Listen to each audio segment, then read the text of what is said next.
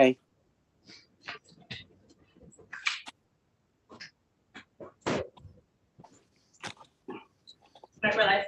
Okay, so this is Senate Appropriations, continuing our work on the 24 budget.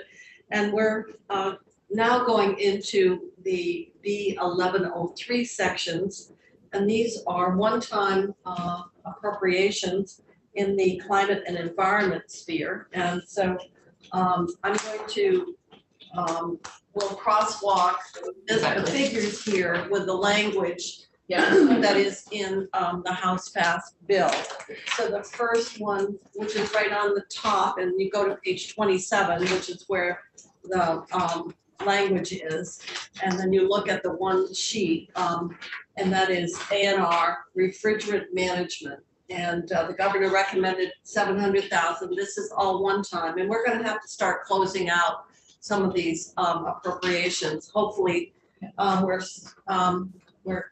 these are fairly straightforward. Hopefully we can move through them pretty quickly.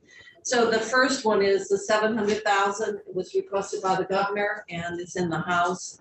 And that is to improve commercial and industrial refrigeration systems. And obviously this has to do with global warming and replacement of old leaking systems. So that is obviously ties into global warming and something that the House and the governor recommended. Once again, these are one times, and this is in the area of climate and environment. Are we okay to close that one out? I'm going to assume so. Yes. Okay. And then we've got climate office technical analyses to A&R. So this is for evaluation, implementation, tracking of the impact of programs, et cetera. And it's all, again, tied into the Global Warming Solutions Act. I don't need to read the text to you because I'm sure you're able to do that. That was proposed by the governor and agreed to by the House. And obviously there's a lot of evaluation and a lot of analytical work associated with those targets that we have. So I'm going to move on unless I hear differently. The third one, clean heat homes. This is the program that has direct congressional. Yeah. So one of the things that we have learned is that there is an earmark of 8.5 federal dollars that would go to VEIC to really support this work. The governor had originally proposed 10. The House put in 5.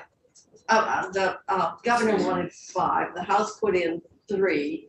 And in light of the fact that there's an 8.5 million grant that's now available, it seems to me that that 3 million needs to be reconsidered. And one of the areas that I want to throw out as an alternative, and we in the past have provided some support to schools.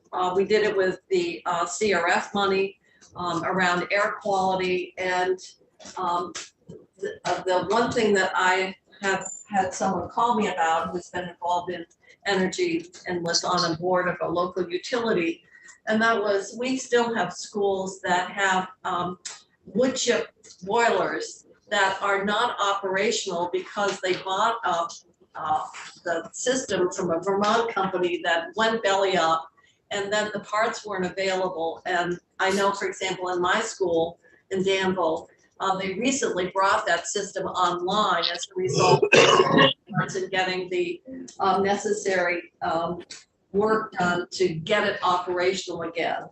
And so we created a program called SHARE, and it's school energies, renewable energy. Yeah, I can't even read my own scribbling. And so one of the options that we could have is to take the money, the 3 million, and actually direct it to assist schools so that the systems that we've purchased in the past, and years ago, actually, it was back when Senator Lucy was around, grants were made to schools to install these systems, but they're just idle.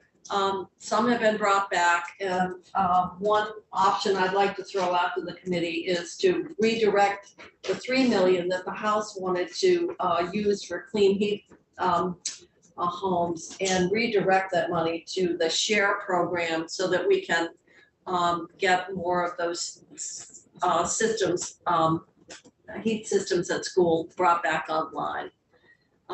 It's not any additional money. It's simply because of all the federal money that came in.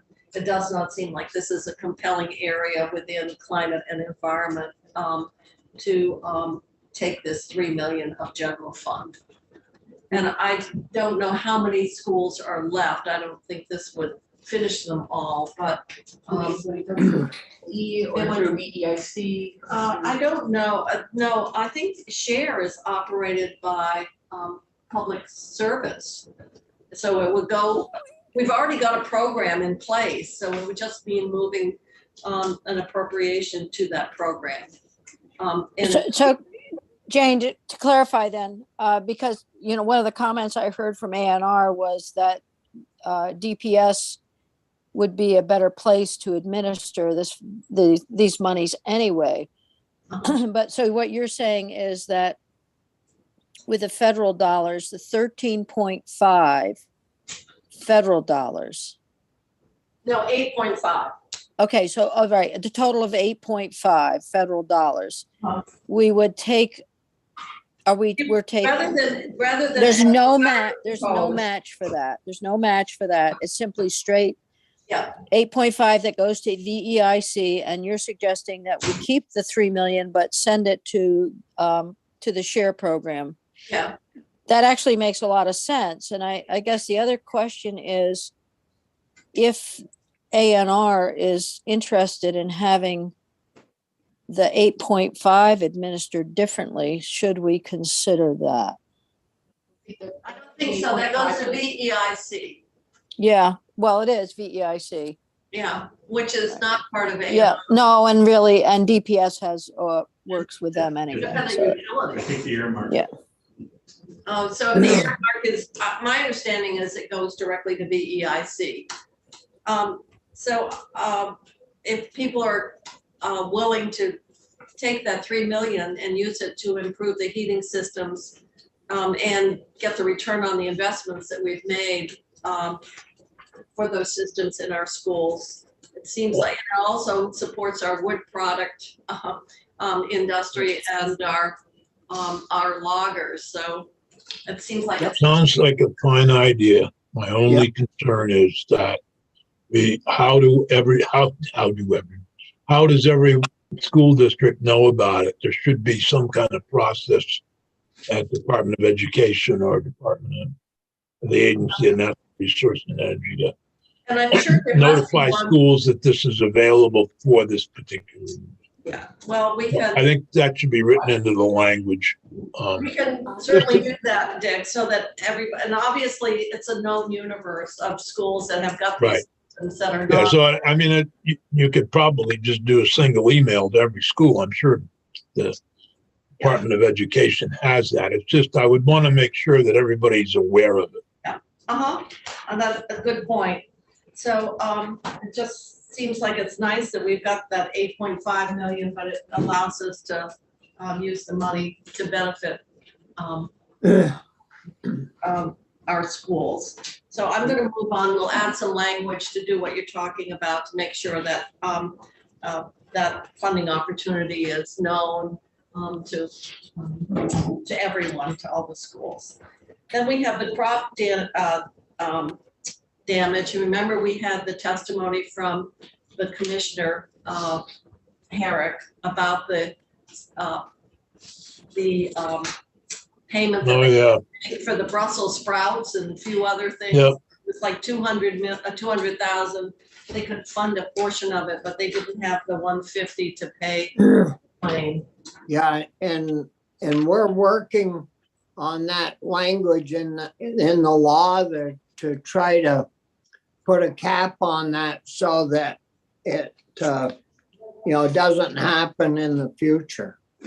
So I think that this is obligation, and this is what the current law and the decision, so I think we'll obviously have to pay that bill. And then hopefully you can put some kind of parameters around it, Bobby, and Yeah. you're doing. Yeah. Staff, housing, forest and parks. Senator Lyons, you're muted. I'm sorry. Yes, I do have a question on that section. I know when I met with the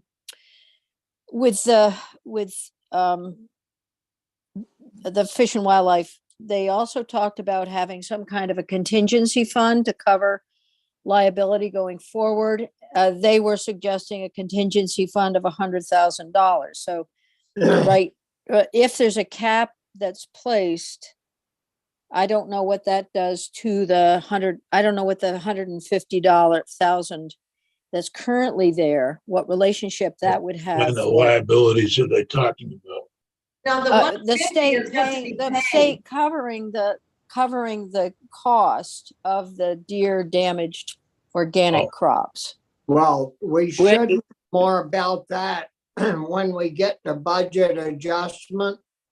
Okay. Because it'll be through this fall, and our cap would take place July 1. So we'll get an idea of what that does. To be clear, the 150 is an obligation. It's damages that we have to pay. It's not money. Yes. Okay. Yeah, no, I know that. So It's more than 150. It's It is. one. They said they could fund the balance out of the existing budget. This is what they couldn't fund. Yeah, and we're obligated by a law that was passed in 1969, and it's specific to deer damage, and it's all crops. It's not just organic. And what the Ag Committee has been talking is a $10,000 cap. There haven't been, there virtually been no one that has gone after this before this damage. So it going forward, it could be no one asking for money for years.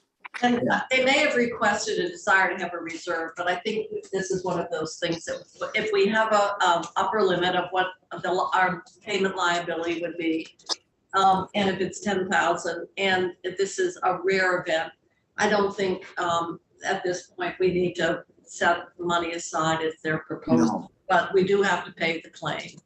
So I'm gonna close that out and rely on our Ag Committee to come forward with what they think should be done to modify the existing statute. Yep. So now sounds we're good. down to housing.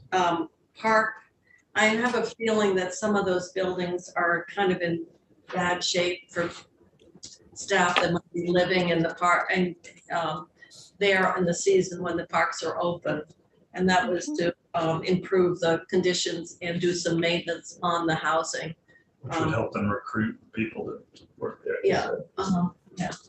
Well, and they want to do RV hookups too to some extent. So I think, obviously now's the time to do some of the improvement, because if you're required to live there, you've got to at least have a decent place to a roof over your head. And so It seems appropriate. the governor approved it and the House did. Now we're down to, I think this might be the VOREC variation.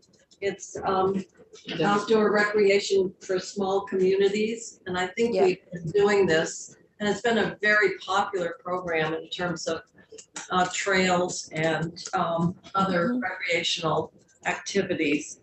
And I would say this, in some ways it may be climate and environment, but I also think it falls into economic development as well. So, It's a combo. yeah, so. Yep. Okay. And then, Dashboard. this is low-income heating assistance. From the ash trees. This is the Emerald Ash Borer Yes, program, right? You can either burn it or use it for flooring.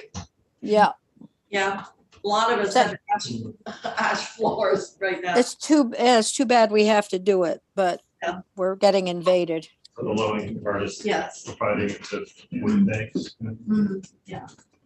It's only in state forest though, right? Yes, That's correct. yeah. Now, this is the brownfields, one time.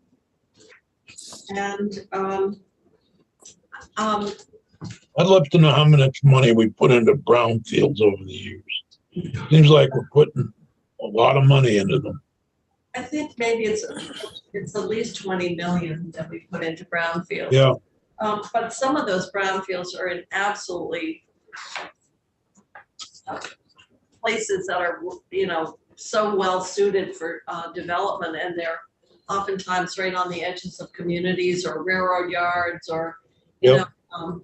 whatever. I'm not speaking against it. I just wonder what the, Well, we can get that, but certainly getting those sites cleaned up have really helped with economic and development. We'll get a tally on that. And it would be good to know how much they're gonna spend on assessment rather than cleaning up too, because they should have those pretty well figured out if they know they've got 25 of them. This is the cleanup planning. This here, though, for 2.5 is for the assessment and cleanup planning. And is this where the RPCs wanted That's to? over in the ACCD piece of brownfields. Okay, all right. That's all in the AC, all right. Remember last year where we didn't outstate specifically that a portion of the appropriation could be given to RPCs because they do a lot of the work with towns on the assessment. yeah. But that's not that's over in ACCD according to Stephanie. So This is the environmental conservation piece of it. Okay. So we're down to emissions repair. Fixing the old cars. Oh, that's the old car program. So this is the one where the governor had recommended $1 million to be for 5 years, and the House did $200,000. So they did 1 year. Why isn't that transportation? Started out that way. Well, I mean, I can see where people, if they go in and they've got their catalytic converter has to be changed, Well, if we're gonna start talking about purity of funds, we ought to be pure here. yeah. So the question. Well, it's climate related, Yeah, so because of the catalytic converters Yeah. and the impact on the environment. So the I question. I understand it, but my question is whether it shouldn't be out of the transportation. You can do environmental stuff out of the transportation. Let me remind you, the transportation fund needs an infusion of general fund to work, so I don't think it's a good place to go. Jane, I understand that, but it should be listed as transportation expenses. And if we need to increase the amount going into the transfer from the general fund to the transportation fund by 200,000, then we should do that. Well, it's So- DEC is where the money's going. so, but think of this though, if you're talking about clean heat homes, then maybe, are you talking about housing? So It's just We're talking- cars. No, I understand that. And I'm just trying to draw an analogy here that if we were going to talk about moving everything to housing that relates to housing here, then the clean heat homes would also be in housing. Well, but it's all funded out of the general fund. Both of those are general fund expenditures. And what this is a transportation fund expenditures that's being funded by general fund. And I'm just suggesting that if we're going to transfer general fund to the transportation fund, we should increase it by 200,000 to cover this program. If that's what we want to do. I don't think the church, if DEC is administering the program, then that's really adding a lot of mileage to that general fund to move it to transportation, to move to DEC.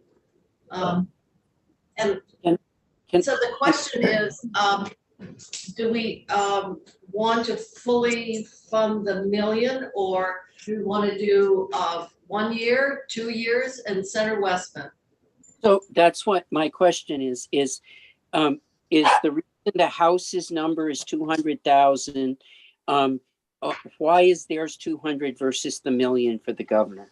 Because they divided most requests either by half or 1 year at a time. In this case, instead of 5 years, you get one, just like the blueprint. Okay, 2 so years, you get one.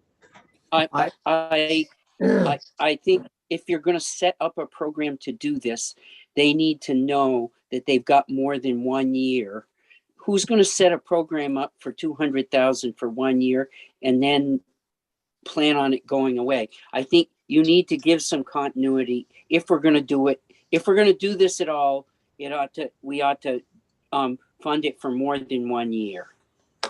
Well, the only thing is, we don't know what the demand is out there. I don't think, those numbers, I should think after 1 year, you would know if you've got 25 people coming in or 100, it'd give you a better idea of how much this particular program or this particular issue is going to require into the future.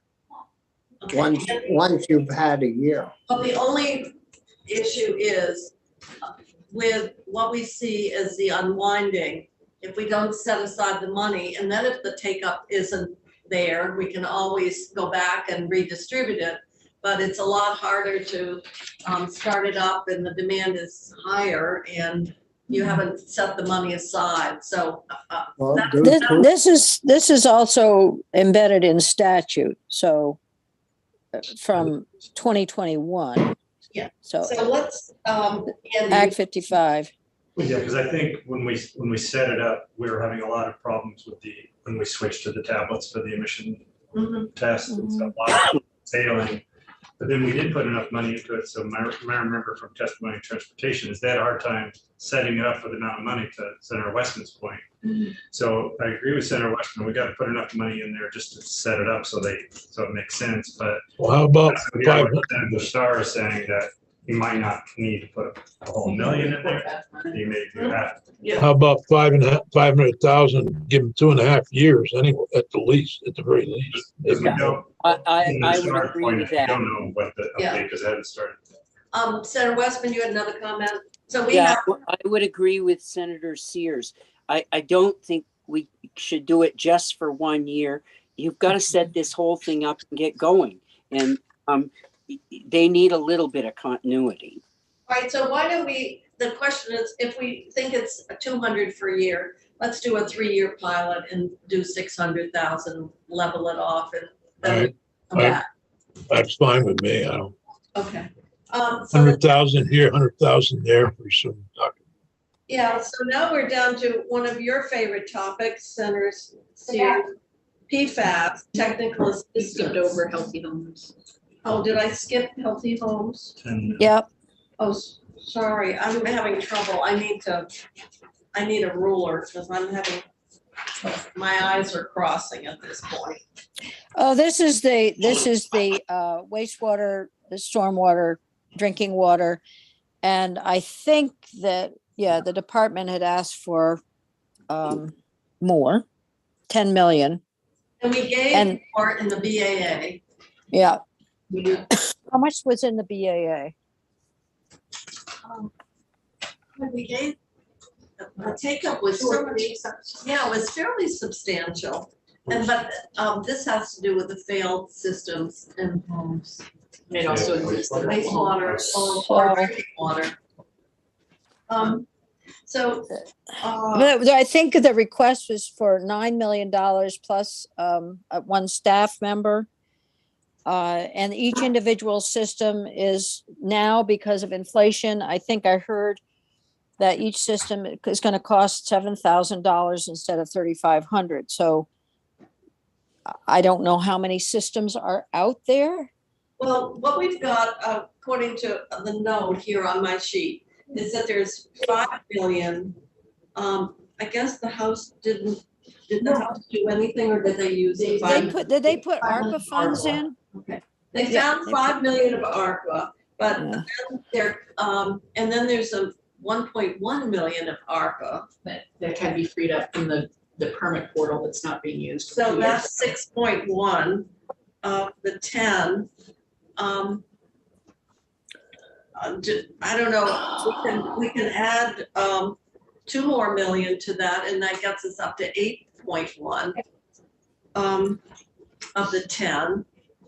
You wanna, I just don't know how we're gonna look. We can add it to our list and come back to it if we think we can add more than to get to the 10, but we did 2 for the time being. That would get us up to the 8.1. Okay, when I was talking earlier, I was talking about the PFAS. I skipped ahead the way Senator Sears did. Well, that's So, good. You yeah, need a ruler like I've just gotten. I do. Crossing lines. So let's healthy homes, knowing that there's a strong need out there, that will come in with a total of 8.1, which is the 5 million of ARPA the House has, plus there's another 1.1 of ARPA out there can be redirected. And then we would add 2 million one time and come back to see if we can close it out at the total 10. Okay, now we're down to PFAS technical assistance. This is where they were asking for $9 million and a staff position. And this is where the cost of the systems, a wastewater treatment or water treatment system, has gone up. Well, So one I technical think that includes both K and L on our list. it says PFAS remediation, there's 5 Yep. million. And then there's the technical assistance, which is 1. Right. And And that's $5 million. yeah, 5 million for remediation, which is Yeah. fun. That's to environmental. That's to, Yeah. that's where they had 9 million being transferred in the They government. had none. Yeah. Okay. And they only transferred 5. And the House transferred 5, given, I think, based on an estimate of how much capacity could be put out in 24. So the question is around the 5 million versus 9. It's 9 million just for remediation. It doesn't include the technical assistance, The House agreed with $1 million for technical assistance. which is really important. I would think, Dick, you've certainly had the benefit of Yep. technical assistance for PFAS. And then the question then becomes, the House is 5. We want to see if we can do anything more to add to the 5, to get to the 9, or just leave it at 5. Yeah, I think one of the problems is that the demand is great. The cost has gone up significantly. So anything I think we can do to help out, these are people who really can't afford to upgrade their systems. So. All right, so we'll certainly agree with what the House said and see if there's Yeah. anything that we have to add.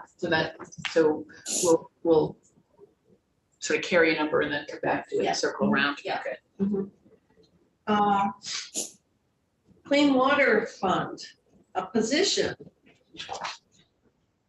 On a one time? Yeah, it's a limited service. Oh, I guess it's just for 1 year. Yes, All right. We are yes. Forester. okay. No, it's clean water. We have IIJA funded positions, forest, parks and recreation. And that would be a special fund, I guess. Well, it's a federal fund, so I think it's the clean water, It's IIJA, it says. it's wastewater and But you gotta have drinking a, water. but you have to have a state match, and that would be in the, would that be in the, I think it'd be on, cash fund? no, I think that the state match may be in the underlying, it could be in the cash fund, it could be part of the 9.8. That's what But I I'd be wondered. on when I put in the capital bill. You can get the match for these positions is actually in the base budget. Oh, these are positions, I'm Yeah, sorry. that's We why, have the that's actual. why I'm thinking that they might not be in the cash fund, I think they might be in the base budget if they are. But I did find it. Okay. Well, so that gets us through, we're checking on the positions, but otherwise, what we have here is whether we can do, a 1.9 additional, in the, healthy homes. 1.1 in ARPA, but 2 million in the And healthy. 2 million, and the And then question 2 to is 4 million or whatever we can do in the to get us up to Any- 10, and then the other, was remediation. on the remediation, can we do, we, the desire is 2 to 4, I guess, on top of what the House did. Getting closer, getting us closer to the governor's $9 million recommend. That clears out the climate and environment one time for a first run through. And do you want to take it up 45 minutes to start to the front of the sheet, the general Yes. one time? Why don't we? Why don't we? And then there's another, were we able to print out the other sheet and send? So this we're starting right where the one-time tab is on page 7. Page 7. What page 7? Page 7 of your binder where the tab that says one-time is. Ah, And then we're starting on the front of the sheet that Andrea sent you. We're starting on the first Yep. page of it. And then there's a second sheet, which is the list of what came out that size. That's all right. It's a list of the other bills that we pulled things out of, and it's a list of other asks. So we'll. Over and above the asks that were from the public hearing That aren't on here. that aren't on here. And it's a Andrea just sent that. Yeah, I'm sitting right now. It's the way your PDF is set up when you print, I think, maybe. That it prints out. It's on our webpage too, but I'll link it so you guys have to search for it. Okay.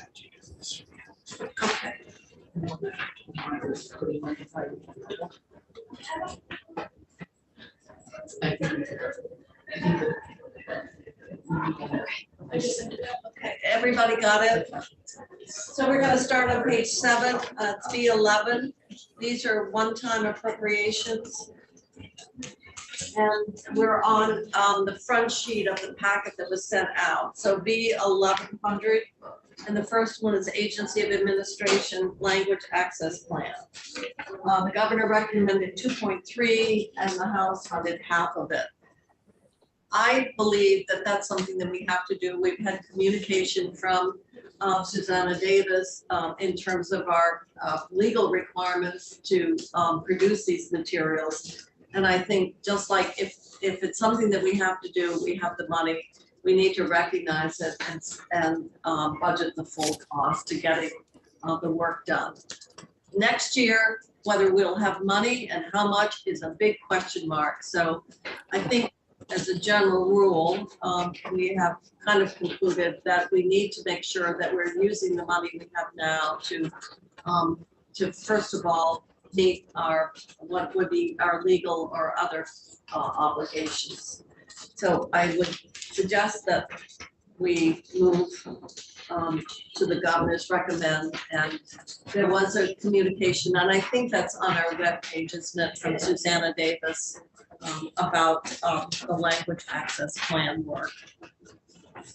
And so people feel that we know we have to do it, we should set the money aside and make sure that we have sufficient resources to complete that task.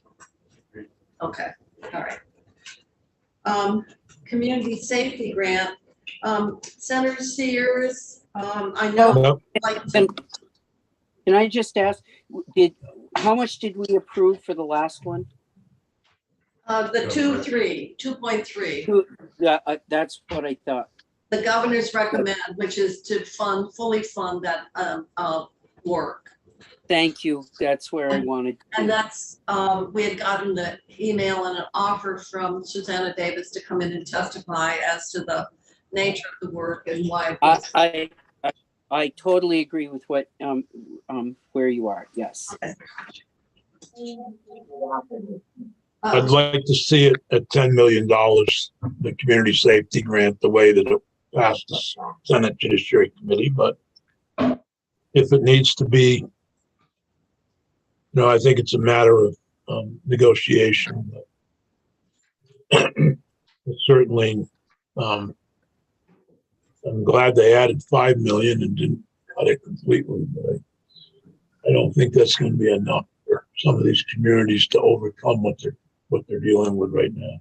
And I think the big unknown is the level of federal funding that's coming through for those safe community grants as well. The language says in the bill that you first use other monies before you go to general fund. So it could be, federal funding under the safe. I can't remember the name of all the federal acts they passed, but I think there's one as a Safer Communities or something like that. And so there could be federal money. So the 5 million could be the base general fund. And from there, you've got a position in there, I think. Something tells me the governor wanted 1% to go to administration. Of the federal grant or No, of the program. Oh, of the 10, I can't speak to that. Adam, do you know the answer? I don't remember. Oh. I'll go back to the language. I got a request from the Department of Health for that, Adam. Okay. If you remember, I don't know if you were involved. I guess myself and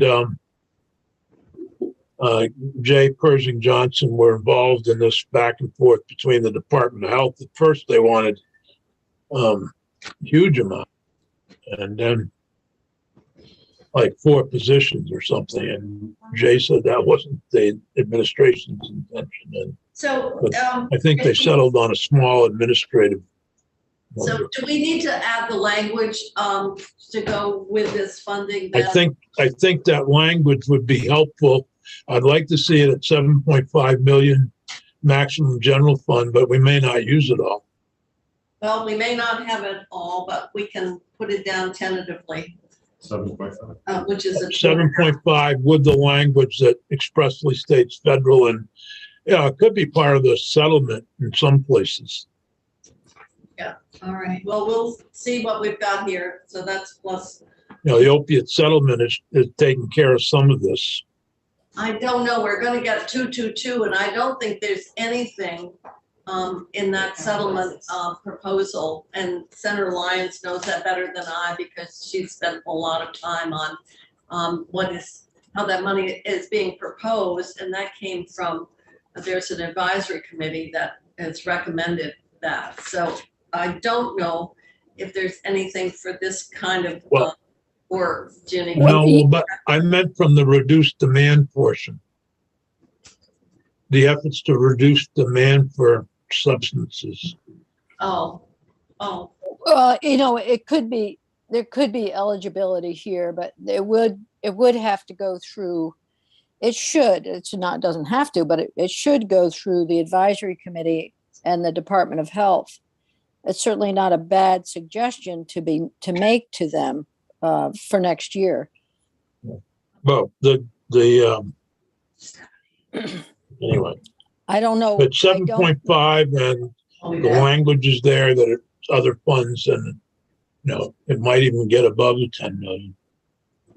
Well, maybe with the other funds, I think that there's a potential to add quite a bit to whatever we have for general fund based on, So just one last comment on the opioid settlement. It's not just opioid, it's there's not just one settlement, there's several different settlements. And some of those may cover the community safety grant program, but it would have to be related to some form of harm reduction or opioid use reduction or recovery and Well, so on. That's what I meant by reducing demand. Yeah. You reduce demand, the criminal enterprises aren't going to come here if there's nobody using their product. Let's hope. yeah. Well, I mean, Yeah.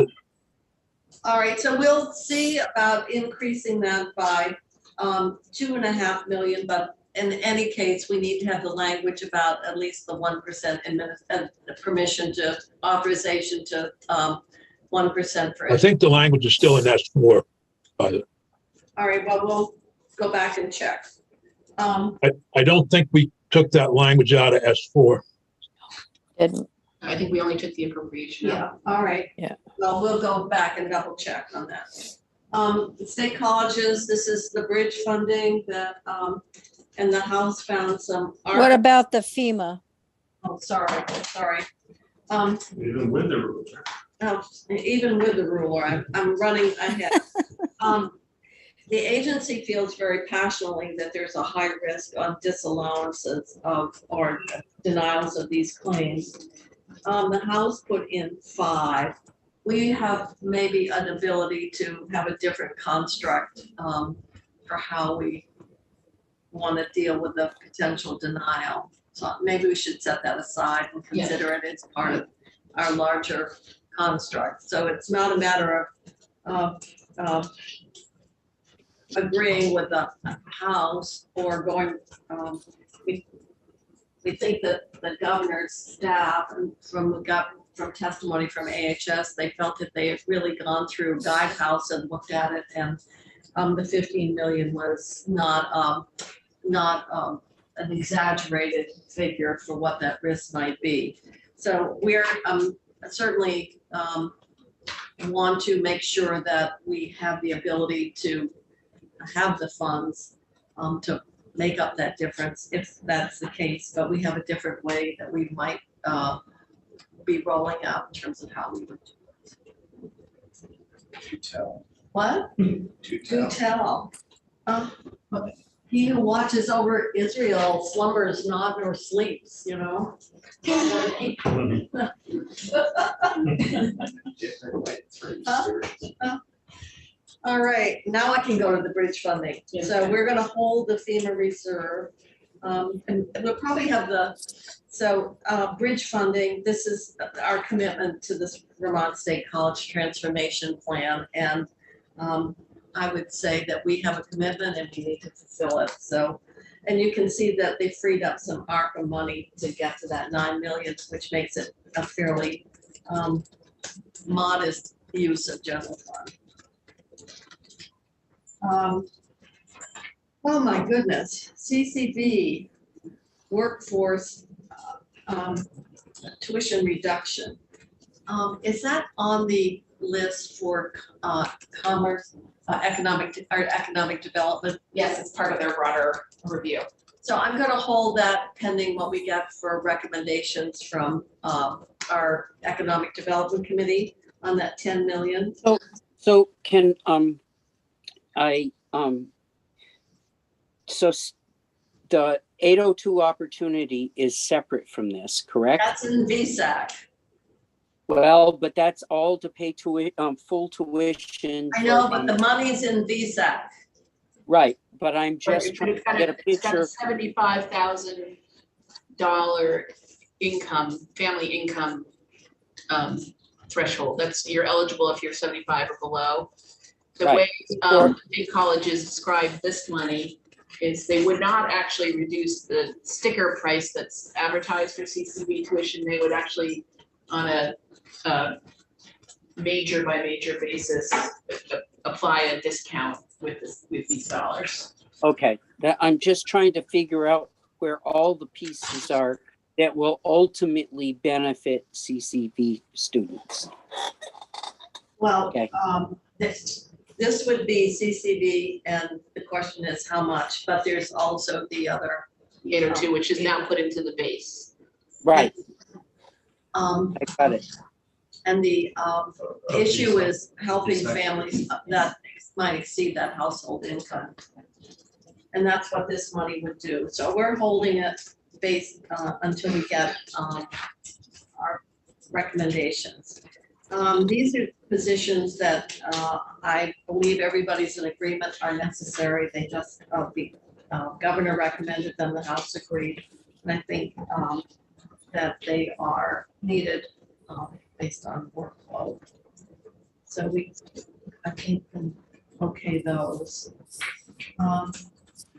Now, paid family and medical leave insurances. I understand that under Oh, I see.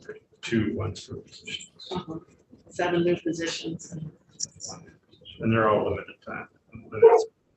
These would hold into the internal service fund next year out, so paying for them here. They'll be distributed across all of the same as some other, just like IT, fee for space. Right. This, as I understand, this was negotiated with BSEA, and that is if the governor was going to move ahead with a plan, insurance plan, if that didn't move forward, then the commitment was used to make to use the equivalent amount of money of 1.9 million that would just go to employees and maybe a one-time payment. I'm not sure. Maybe Adam, you can explain this. Either way, we have to pay it. Right. My understanding. By the deal with it doesn't have to by the end of the fiscal year.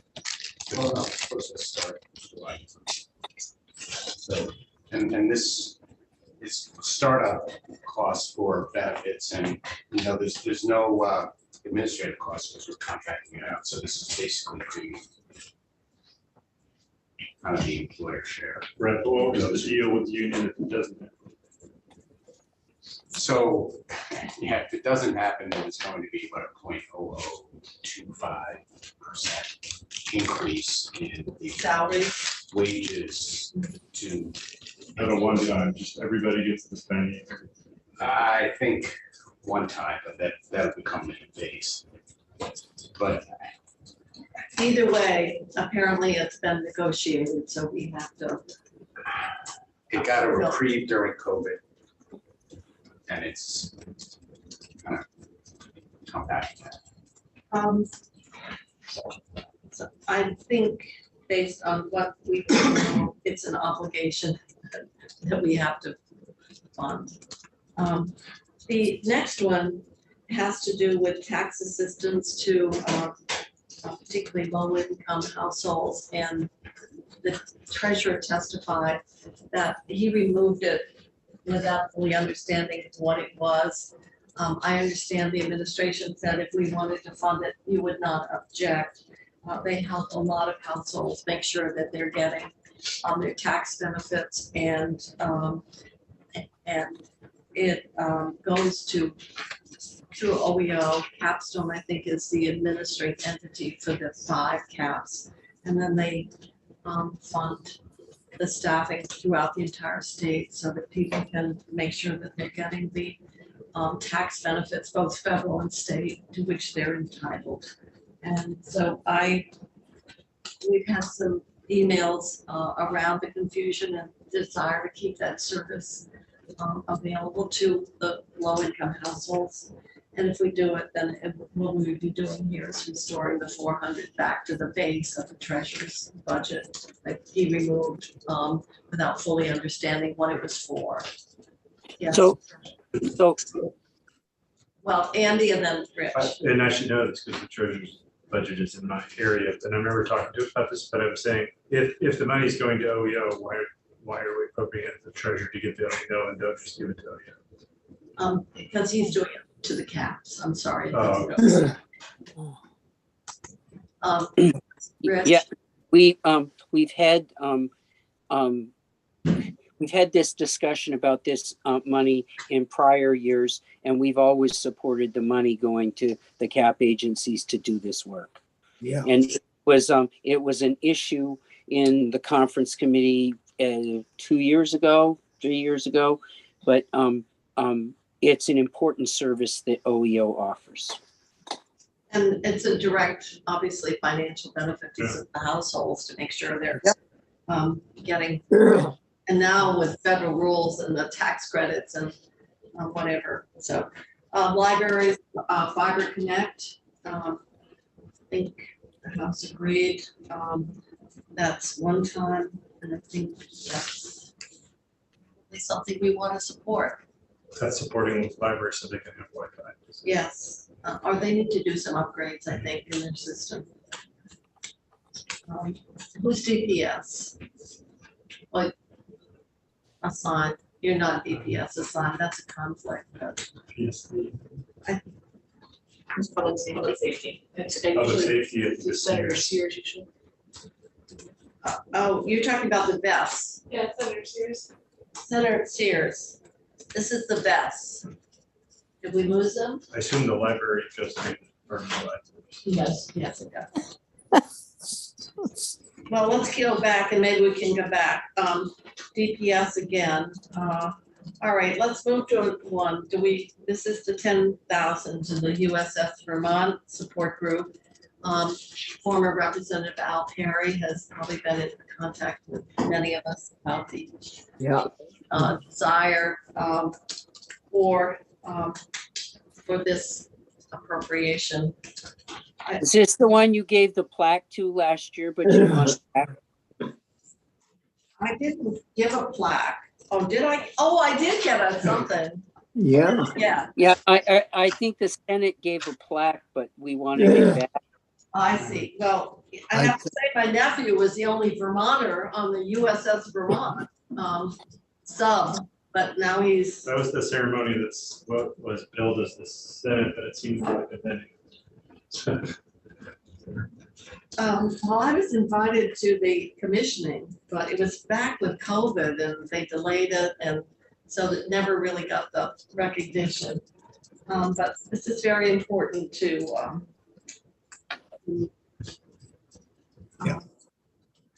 Representative Perry.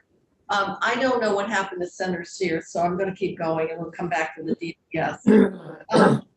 This is, the governor has it in here. It's the North Country Honor Flight for 10 Vermont veterans. And do you want to explain that, Adam? I mean, obviously it's something to honor veterans and we tend to want to support those efforts. So the administration was contacted by an organization that I think covers northern New York as well as Vermont. And an honor flight is for veterans, typically older, who are given essentially no expense paid trip down to Washington, D.C. Oh, yes, to yes. see the memorial. Oh, It's actually very moving. Oh, yes, I've seen that, and I think we would certainly not want to remove the funding for that. No. No, and some of them are World War II vets, and so. Yep, some of them are older. There was a special on public television on Mountain Lake, and it was very moving to watch those veterans from upstate New York go to Washington. The next one, I'm going to once again go back and state this is that 3-year accreditation. It's something that our Criminal Justice Council gave us testimony. It's to redo their whole curriculum and to get would be sort of first in the nation in terms of its content, and it's would take 3 years to go through this process.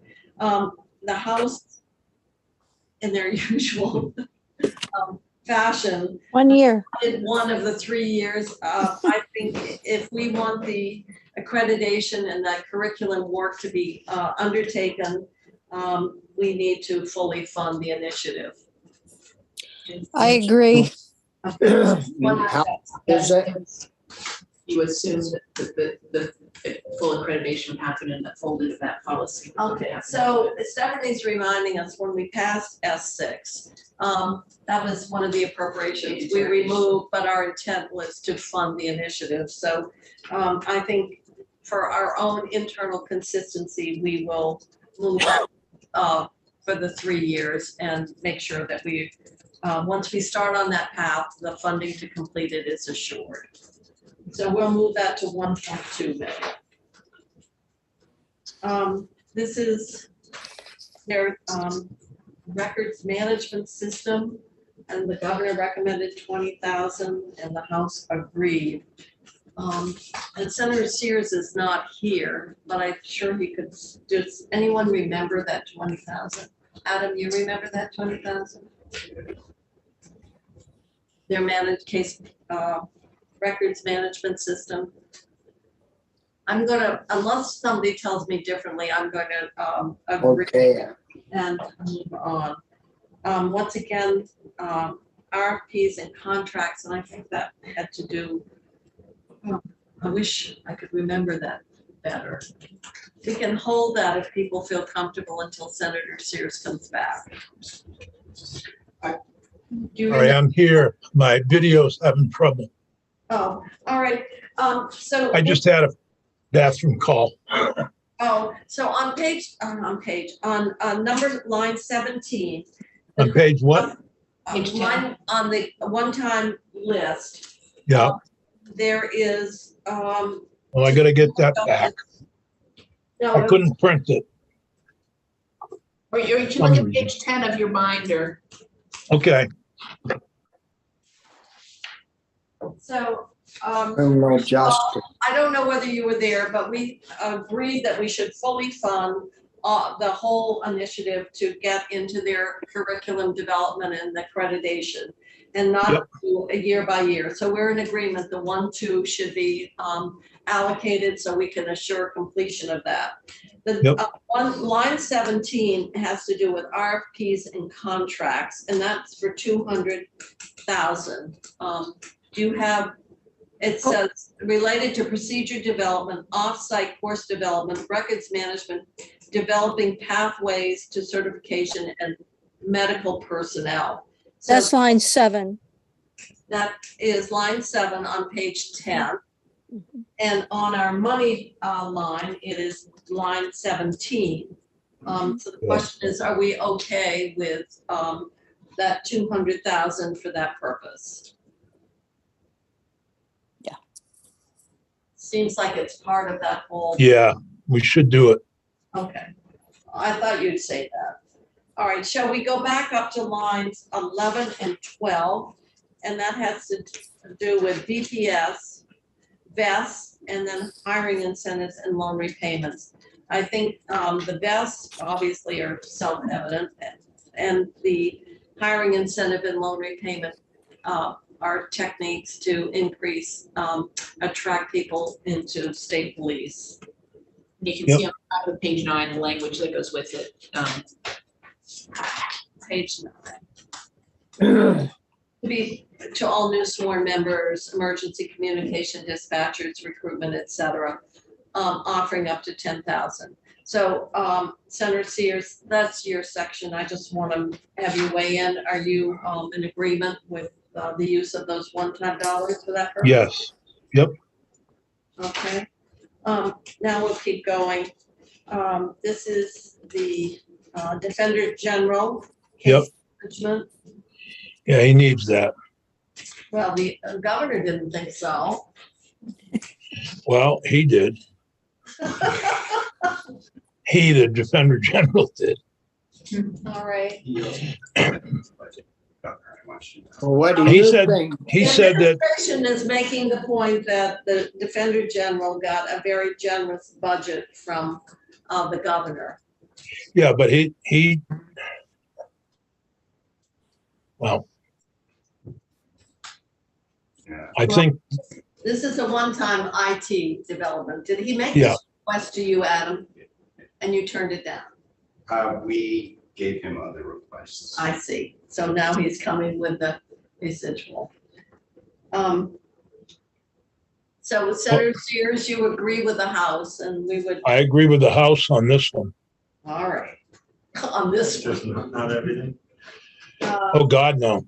All right, the next one is recognizing, just like we do for gasoline, to make sure that the consumer is getting the right volume.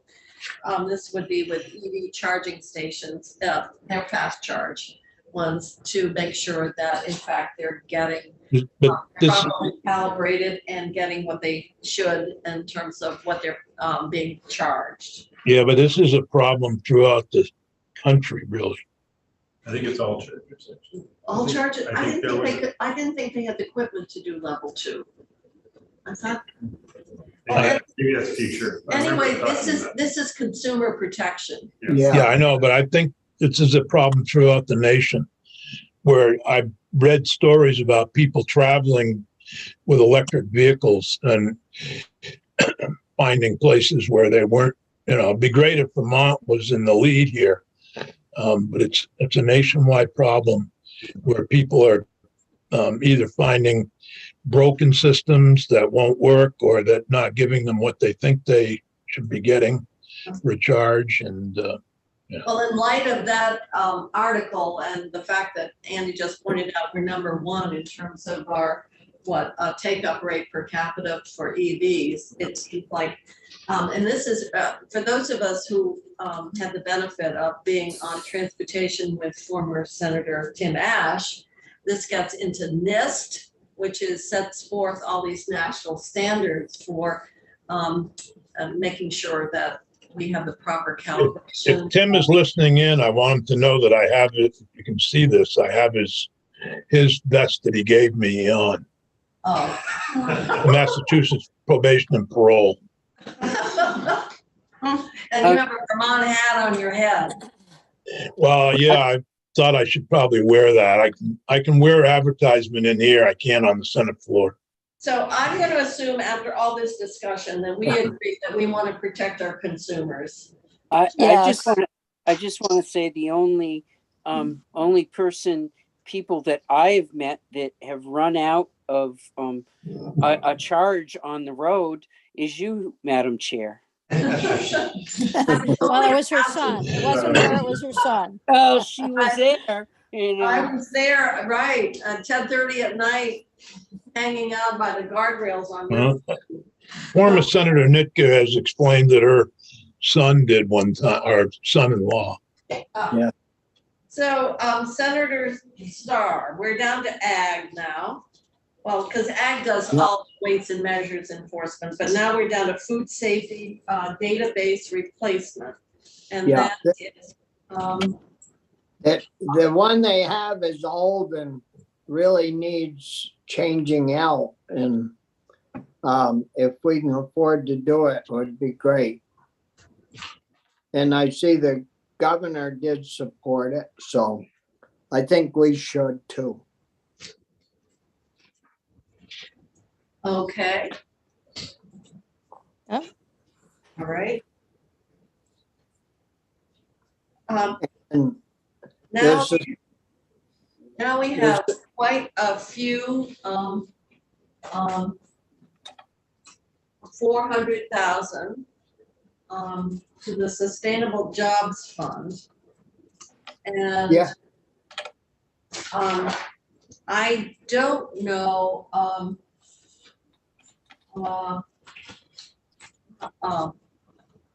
have you taken any testimony on this? there's a new guy that's looking after that, and he came in last week one day, and I think that the House cut that back to, I don't know why the governor didn't put anything in, but the House, what they asked for, the House cut back a couple 100,000. And he would like to have gotten that raised back up to 6. Well, there's 400,000 to go to the jobs fund. As follows: 100,000 to the retail grocers project, which I'm not familiar with. The beef on dairy project. To the beef on dairy. That's switching dairy to beef. To help switch. Maybe it's to beef from dairy rather than To beef or not to beef. Maybe it's like slowly moving beef on the dairy. Yes. And When they All right, when so they switch over, it takes quite a lot of extra money for fencing to go from dairy to beef sometimes, and that's where they were going to use that money. so is that 250 the same fencing money that you're talking about? If they had that fencing deal that we've talked with you about, Rich and I, it would be cheaper for them to use electronic fencing than doing it the old way, but. No, my question is, if you look at page 11, the breakdown of the 400,000 is 250 to the beef on dairy project, which doesn't say from dairy to beef, but is that 250 this for fencing? Do you know what that's for? No, Well, I'm gonna. I think it's for regular fencing, like if you were gonna go in and put a barbed wire fence or an electrical system in. Well, this says for a grant to the sustainable as follows, and it's telling them how they're gonna give it out. Who runs the beef on dairy project? I mean, the sustainable, or they're giving it to somebody else. So that's, I'm going to leave that. I'm holding that for now because we're just trying to figure out. And I don't think none of us seem to be a reliable source of information. Can I ask, is this intended to include all of the other bills that have been sent from the House and their wants? Because this is not a complete list of the things we've looked at in ag in totality.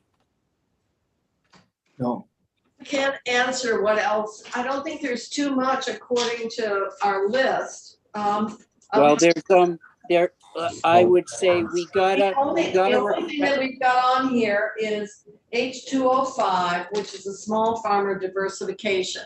That's 350,000. yes, that isn't on here. You know, I'm gonna hold this because I've told the chair that everything, and what isn't on here is, for example, the organic farmer benefit. Yeah, we've got the organic farmer, we've got the bill that you just mentioned that is small ag grants to diversify. We've also talked about in the committee a small pilot around no fence that we've also talked at in ag. Senator Starr knows that this week, probably tomorrow and Wednesday, you have 10 million total to fund your organic farmer, your fencing, whatever else you want to add to it. I would that's helpful to know. I was just trying to figure out where the list was because this isn't everything that we've talked about. No. Yeah, the House. And it's not everything that's with the House and over. Yeah, the House forgot to put in their big lift. Well, it was a top priority for the BAA, but I don't know, somehow. Anyway, you've spent a lot of time on it. We made a commitment that we would address it and try to flesh it out as part of the budget process. That was our discussion when we went to conference on the BAA. And somehow, I guess between the BAA and when they passed the budget, they decided it wasn't a priority anymore. Or maybe your ag committee just assumed it was still there. I have no idea what happened, but we'll have to pick it up. Now we have Salvation Farms, and that's also into ag, and that you have taken testimony on, I understand. Yeah, and the House put it in, and I believe that we're gonna support that. Okay. Can I ask a quick question? I think, I think my read, and you correct me if I'm wrong, Chairman Starr, is that, our committee's unanimous in the support of that. Yeah, it's a real good project. I just wondered about other similar organizations like Salvation Farms and other parts of the state that do similar work. Is this Salvation Farms doing it, helping other groups that do the same thing, or is it just for their? Don't know who they are or heard from them. If there are But- other groups, I don't know of any other organization that does what they do. I think we Salvation should- Farms I think we actually does a lot of gleaning, and That's their the produce goes into the food bank, which does Yeah. distribute food throughout There's the a Central state. Vermont Gleaning Organization, Uh-huh. for example. Actually, and that's exactly what they do. But the most important thing about this is they're trying to open a food venture center that's very much like the center in Hardwick, and it will allow them to package and take care of the food they glean. And I don't want to speak for them, but the facility that they would build with this, I think, would be open for others to use also. Okay, so other gleaning projects could take their produce there and have it processed and ready for distribution. I'd like to, I agree with Senator Perchlik. I'd like to know more about this, All right, well, how it would be done statewide.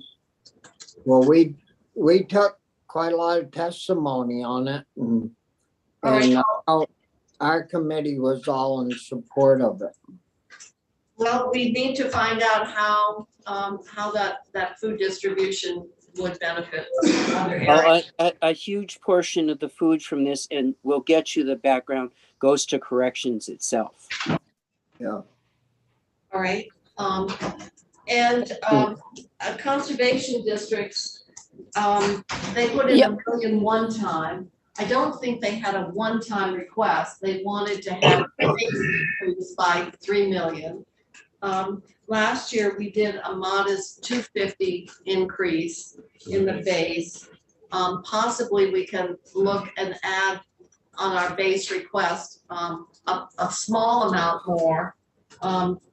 But then the other question, which we're still having trying to get information, and that is the extent to which the Clean Water Fund actually I'm just getting a call to see if you're planning to come to.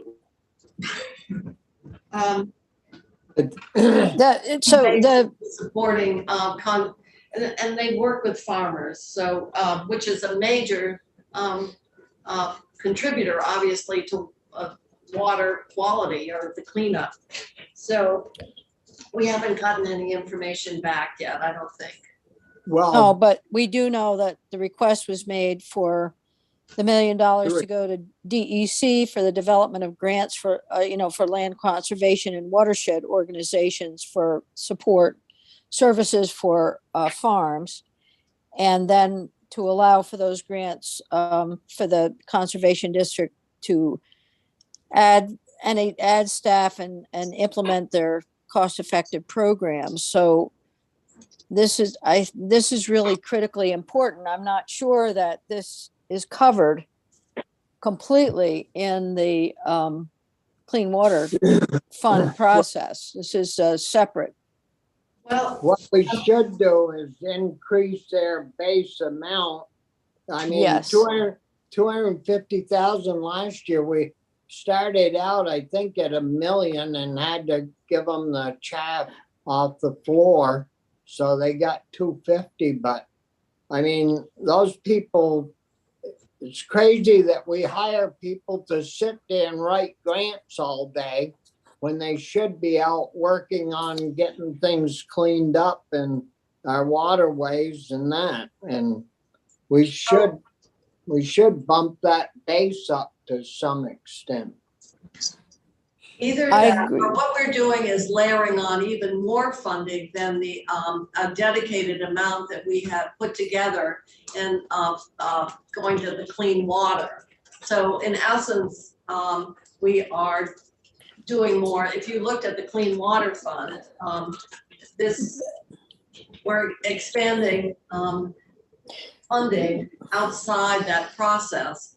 And Except, that isn't good. I'm just saying the question becomes one of the extent to which the soil conservation districts are contributing on a routine basis important work to support clean water goals, and if we should see if out of that money that goes there every year, there should be something dedicated to support the work of the soil conservation districts.